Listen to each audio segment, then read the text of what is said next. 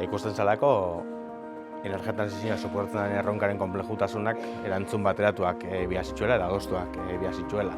Hori planteatu zen dela pare bat urte, mandatu organo bat eratu zen ondoren eragile batekin, eta tarte honetan adostu ditugu horretarako bete beharreko baldintzak, biharrak eta prozesua bera. Eragile desberdinen iniziatiba izan zen, herritarren batzar bat egin behar zala. Bertan, energia transizioaren ingurun eman behar dien pausuak eta pausu horiek sortzen dituzten adostasunen, baina batez ere desadostasunen ingurun, korapiloak askatzeko, ez?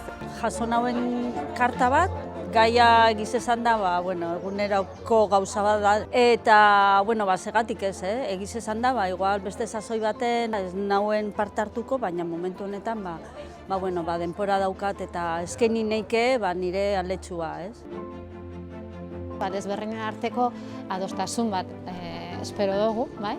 Eta gomendio sorta bat, ez? Gero badakit gaia oso konplexua denez, guk mandatu organoan bai landu inbeako dugula gaiak, horretarako formau inbeako garala, eztabaidatu eta gomendio sortari horri erantzun bat eman, ez? Ha sido una experiencia positiva, nos han dado bastante información desde el principio. Nos hemos juntado gente de todo tipo, de todos los pueblos, tanto hombres como mujeres, de todas las edades. Egia esan, bost saioetan saiatu garela energia transizioari buruzko gomendio batzuk sortu dugula, eta gero mandatu organokoak etorri die eta saiatu garela gure gomendioak haiei bidaltzen, eta honen truke saiatuko garela erantzun bat edo erantzun egoki bat lortzen. Herritarren batzarra urrian 18tik gaur arte, larun batero lanian aritu dira, ez?